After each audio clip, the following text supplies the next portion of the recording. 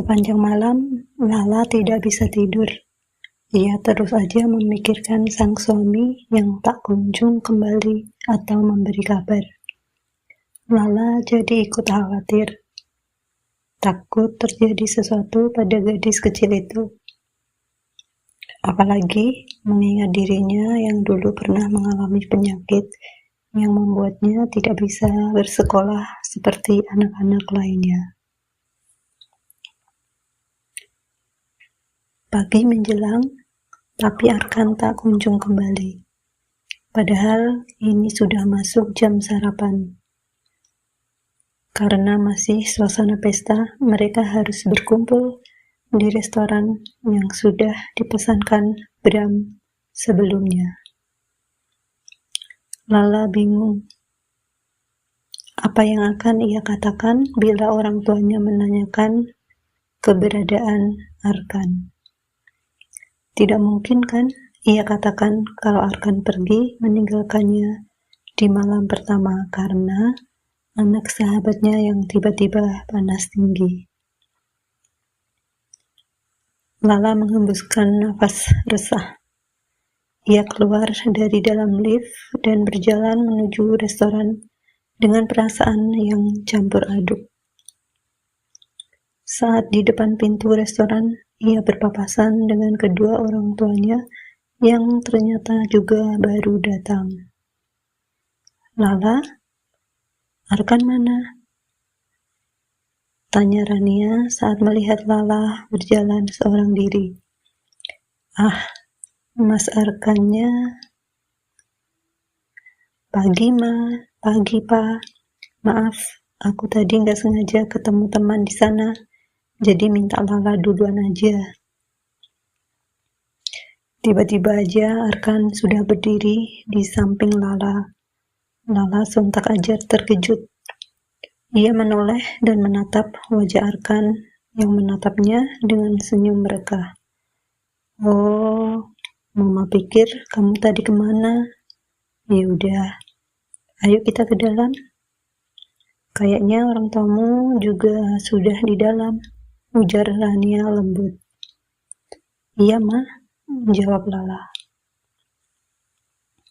Ayo sayang, ujar Arkan sambil menggandeng tangan Lala masuk ke dalam restoran.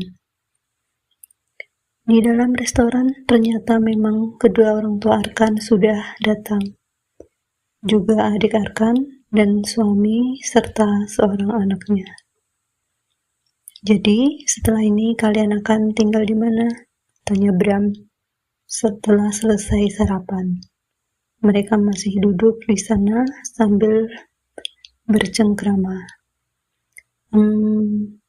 Kami belum sempat membahasnya, Pak, jawab Arkan. Bagaimana sayang? Kita tinggal di rumah Mama Papa dulu beberapa hari, bagaimana? Setelah itu rumah Mama Papamu, baru deh kita pindah ke apartemenmu. Mas, gimana? Ujar Lala. Ia memang sudah tahu kalau Arkan memiliki sebuah apartemen minimalis. Tapi apartemenku kecil loh. Cuma ada 1 kamar aja. Kamu gak apa-apa? Tanya Arkan. Aku gak apa-apa. Yang penting kita tinggal bersama. Ya udah, terserah kamu aja. Bagaimana dengan rencana bulan madu kalian? Tanya Bram lagi. Rencana kami akan bulan madu minggu depan, Pak. Lusa, aku ada pertemuan penting, jadi nggak bisa ke kantor. Aku sudah membahasnya dengan Lala. Memangnya kalian mau kemana? Timpal Ratih. Ke Bali, Mah. Lala yang menjawab. Wah, enak banget kalian. Kan, kamu selama ini belum pernah loh ajak Mama jalan-jalan. Mama ikut ya, celetuk Ratih. Sontak aja mata Rania, Bram, dan Lala membulat. Mereka ini ingin pergi bulan madu. Kok Ibu Arkan ingin ikut juga? Kenapa? Memang gak boleh. Ingat loh, surga itu ada di bawah telapak kaki ibu. Membahagiakan ibu itu penting. Dan kamu belum pernah membawa mama jalan-jalan. Masa mama yang udah melahirkan dan membesarkan kamu kalah sama perempuan yang baru aja jadi istri kamu ini? Rati memasang wajah sendu. Lala ingin menolak, tapi khawatir disebut menantu yang durhaka. Padahal ia baru aja menjadi istri Arkan. Ia berharap Arkan menolak permintaan mamanya itu. Bukannya melarang, tapi belum saatnya. Nanti Lala akan menjadwalkan kapan mereka pergi jalan-jalan bersama. Tapi bukan sekarang. Ya udah, mama ikut aja. Nanti aku pesankan tiketnya. Jawab Arkan yang mengambil keputusan sendiri tanpa bertanya pada Lala terlebih dahulu. Jelas aja Lala kecewa, namun tak mungkin ia mengungkapkannya terang-terangan. Aku mau juga loh kak, aku sama Mas Dimas dan Rafa juga mau ikut, boleh kan? Ya udah, nggak apa-apa. Lagi-lagi Arkan mengambil keputusan sendiri. Dan yang lebih membuat Lala tak habis pikir, saat ibu mertuanya mengatakan akan mengajak Melinda dan Naira juga. Arkan langsung setuju aja. Biar seru, perginya rame-rame. Bener kan, sayang? Ujar Arkan setelah mengambil keputusan sendiri tanpa memikirkan perasaan Lala sama sekali. Lala yang tidak mungkin menolak hanya bisa mengangguk pasrah. Bram dan Rania yang melihat itu jelas saja ikut kecewa. Bulan madu seperti apa itu? Sekeluarga ikut serta. Namun mereka sama seperti Lala, tak mampu berkomentar apa-apa. Mereka tak mau orang tua Arkan sampai memperlakukan Lala tak baik karena mereka yang melarang. Bram dan Rania hanya bisa menatap iba pada anak perempuannya satu-satunya. Mereka hanya bisa berharap Lala tetap bisa menikmati bulan madunya dengan gembira nanti. Lala dan Arkan sudah kembali ke kamar mereka. Di dalam kamar, Lala pun mulai mengeluarkan unek-uneknya mengenai keikutsertaan keluarga Arkan dalam bulan madu mereka. Mas, apa enggak sebaiknya mama dan kakak kamu jangan ikut kita dulu? Ini bulan madu loh, bukannya jalan-jalan biasa. Kan kita bisa tuh nanti atur jadwal jalan-jalan bareng. Yang penting enggak sekarang, ujar Lala sembari melepas jilbab insanya dan meletakkannya di pegangan sofa. Ia duduk di sana, di samping sang suami. Nanti atau sekarang kan sama aja sih, yang nggak apa-apa lah. Lagi pula jadwal cuti aku udah full tahun ini. Kalau ditunda kapan lagi coba? Baru bisa cuti lagi tahun depan, ujar Arkan sambil memainkan ponselnya. Mas, kita ini bulan madu loh. Masa bulan madu bawa keluarga? Mama papa aku aja nggak ikut kok. Kalau kamu mau ajak mama papa kamu ya silakan, tapi beli tiket sendiri, jawab Arkan acuh tak acuh. Mas, yang aku permasalahin itu bukan orang tuaku ikut atau enggak. Aku ingin bulan madu kita itu berakhir terkesan. Mana mama pakai ngajak Mbak Melinda juga. Ini tuh sebenarnya bulan madu atau apa sih? Ujar Lala pelan, namun tersirat kekesalan di dalamnya. Arkan menoleh, ia menatap Lala tak suka. Kamu tuh sebenarnya kenapa? Kamu gak suka aku ajak keluarga aku, ya? Kamu kok baru sehari jadi istri udah cerewet banget sih? Dulu nggak kayak gini? Atau jangan-jangan ini sifat asli kamu? Tuh, dengarkan. Aku bukannya bermaksud cerewet, Mas. Tapi aku tuh pengen bulan madu berdua aja sama kamu. Aku mau menikmati bulan madu kita berdua aja. Lala mencoba menjelaskan. Apa kamu takut orang tuaku mengganggu? Mereka keluarga aku loh. Melinda juga sahabat aku. Keluarga aku sudah dekat banget sama dia. Jadi apa masalahnya? Udah, kamu gak perlu khawatir.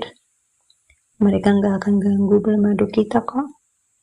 Bahagia itu dibagi-bagi. Apa salahnya kita ikut berbagi kebahagiaan bersama keluarga aku? Udah, jangan terlalu dipikirin. Semua tetap akan berjalan sesuai rencana kok. Tapi Mas, tiba-tiba Arkan mengangkat tangan, menggestur agar Lala tidak melanjutkan perdebatan. Ia juga menunjukkan ponselnya yang ternyata ada panggilan video dari Melinda. Lala ingin mencegah Arkan mengangkat panggilan video itu, tapi ia sudah lebih dulu mengangkat panggilan itu. Halo, Sa? Halo kan? Maaf ganggu. Ini Naira merengek mau bicara sama kamu. Dia nggak mau makan kalau nggak dibolehin bicara sama kamu dulu. Aduh Melinda. Nggak apa-apa kok. Nairanya mana? Nanti aku bicara sama dia. Sebentar. Melinda lantas memberikan ponselnya pada Naira yang sedang berbaring di ranjang. Naira yang melihat Arkan pun langsung memanggil namanya. Om kan? Ada apa sayang? Kata mama kamu gak mau makan ya? Oh, kok gitu sih? Ucap Arkan lembut mengabaikan keberadaan Lala yang sedang menatap nanar pada dirinya. Om kan, Naira punya nggak? Ngomong lagi. Ninggalin Naira. Naira kan mau makan sama Om kan? Arkan terkekeh. Maaf Om, ada kerjaan jadi pulang duluan. Naira makan dulu ya. Nanti Om kesana lagi kok. Gak mau makan sama Om, ujar bocah perempuan itu. Makan dulu ya sayang, nanti Om kesana lagi kok. Tapi nanti, gak sekarang. Makan ya. Gak maunya makan sama Om kan. Naira mencepikan bibirnya, membuat Arkan terkekeh. Oke, nanti Om kesana. Naira tunggu ya. Yeay. Naira bersorak girang. Setelah itu, panggilan pun ditutup. Arkan pun mengambil kembali kunci mobil yang tadi diletakkan di atas meja. Saat ia hendak beranjak menuju pintu, Lala pun segera menghadangnya. Mas, kamu mau pergi lagi? Ah, Lala, iya. Kamu sudah dengar tadi, Naira nggak mau makan kalau aku nggak datang. Mas, bisa nggak sih sekali aja kamu nggak ladenin permintaan Naira ataupun Mbak Melinda? Kita itu baru menikah loh, tapi dari semalam Mas lebih mementingkan Naira. Mas bahkan tega ninggalin aku di malam pertama kita. Mas pikir nggak sih? Mas itu tega banget sama aku, ucap Lala dengan sorot mata kecewa. Arkan menghembuskan napas pelan. Ia mendekati Lala dan mengusap pipinya. Maaf, Mas janji nggak akan lama. Tunggu Mas ya. Cuk.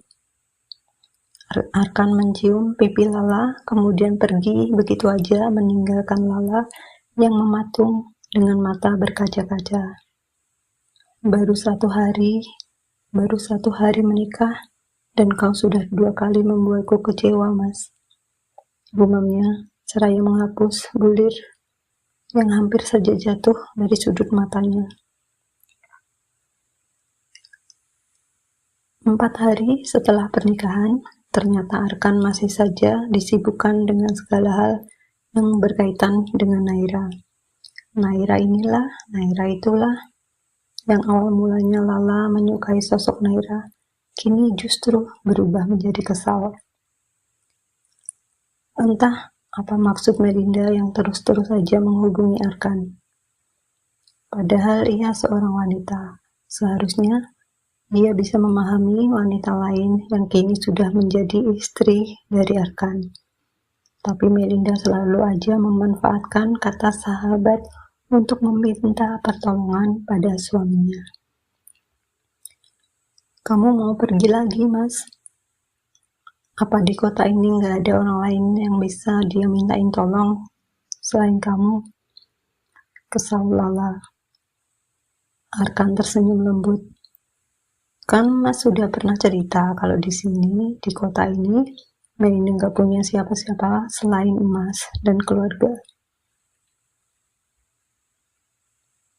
Dia merupakan anak yang lahir dari keluarga broken home. Ayah dan ibunya tidak ada yang memperdulikannya sejak mereka menikah lagi dengan orang lain. Melinda juga sudah bercerai dari suaminya karena selingkuh. Jadi dia benar-benar tidak memiliki siapapun di sini selain kita, sayang. Kamu bayangkan gimana jadi Melinda? Gak enak, sayang. Kasihan. Mana dia punya anak kecil berumur 3 tahun.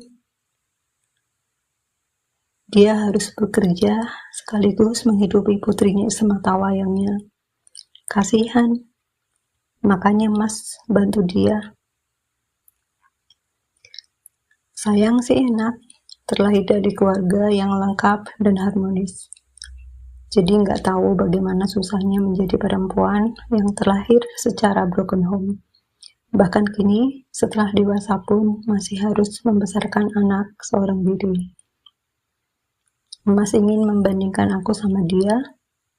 Mas, asal Mas tahu, dulu Mama dan aku hidup lebih susah daripada ini. Tapi nggak ada itu Mama mendapatkan orang lain. Mama berjuang banting tulang seorang diri untuk menghidupi aku. Belum lagi saat itu aku sakit-sakitan.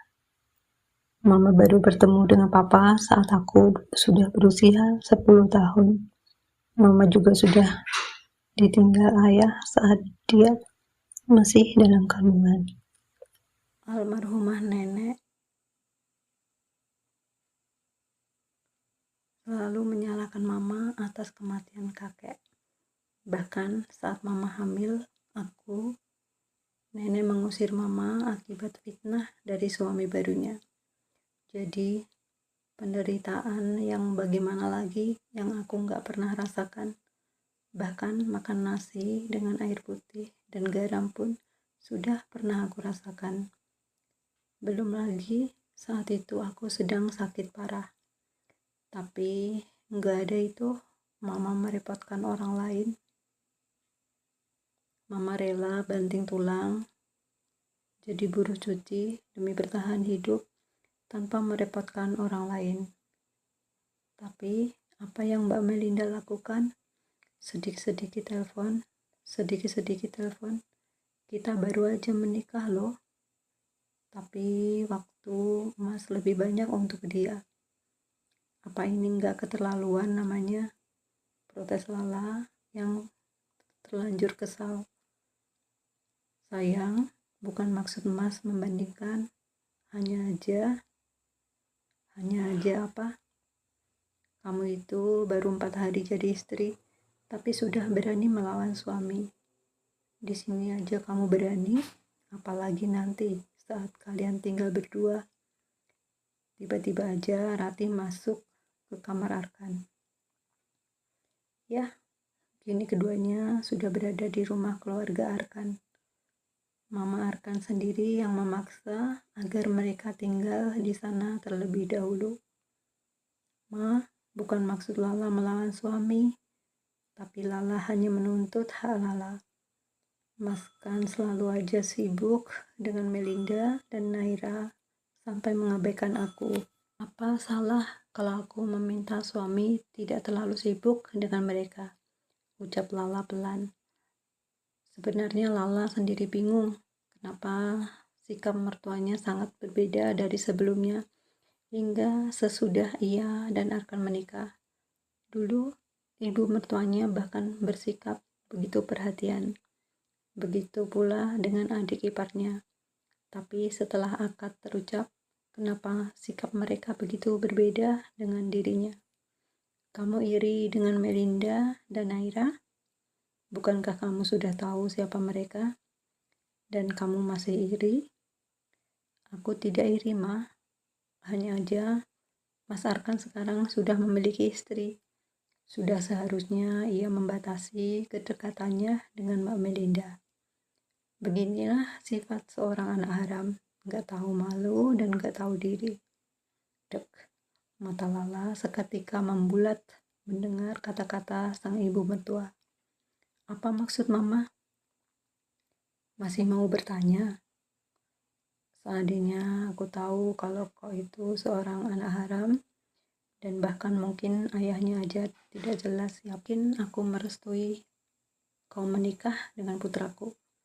Pasti kalian sengaja kan menipu kami. Kalian tidak pernah mengatakan kalau kau itu anak haram. Dokter Bram, bahkan dari kata-katamu sebelumnya, kau itu tak lain dipungut dan dibesarkan oleh Dokter Bram.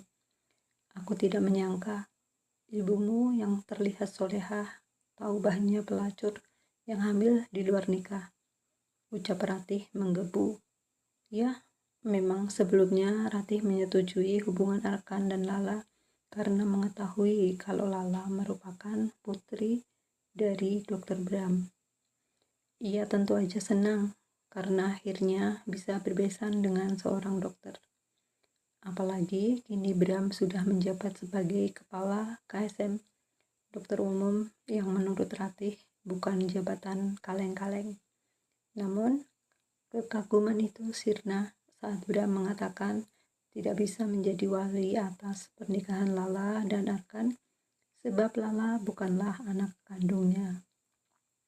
Yang lebih mengejutkan, Bram menuliskan nasab Lala untuk dibaca Arkan saat akan akad berlangsung. Melihat nasab Lala jatuh pada nama ibunya sendiri, membuat Ratih segera menyadari kalau Lala sebenarnya anak di luar nikah ibunya. Ratih pun seketika membenci Lala. Seandainya ia mengetahui lebih awal tentang nasab itu, sudah tentu ia tak akan mau merestui hubungan keduanya. Selain itu, karena Lala bukanlah anak kandung Bram, sudah tentu ia tidak memiliki hak atas harta benda Bram. Hal itulah yang membuat Ratih kian membenci Lala. Ma, tolong jangan menghina ibuku, desis Lala yang jelas saja tidak terima atas perkataan ibu mertuanya. Kenapa? Kau tidak terima? Bukankah itu faktanya? Sinis Ratih. Ma, sudah. Sergah Arkan tak ingin istri dan ibu mertuanya terus bertengkar. Kau juga kan? Kenapa kau tidak mencari tahu terlebih dahulu tentang bibit, bebet, dan bobot perempuan ini? Sungguh menyebalkan. Desis Ratih yang kemudian segera membalikkan badan keluar dari kamar. Apa yang Mama katakan benar kan? Bagaimana kalau keluarga kita diolok-olok karena kau menikah dengan dia yang ternyata anak haram? Keluarga kita itu keluarga baik-baik, memalukan. Sinis Elvira yang entah sejak kapan ikut mendengarkan perkataan mereka. Lala tergugu dan terisak pilu. Ia tidak menyangka kalau masalah asal-usulnya akan kembali diulik setelah dewasa. Ia pikir semua orang akan menerima masa lalunya, tapi ternyata justru keluarga laki-laki yang sudah menjadi suaminya itu mempermasalahkannya. Ternyata tidak semua orang bisa menerima asal-usulnya. Apa salahnya yang terlahir dari hubungan tidak sah?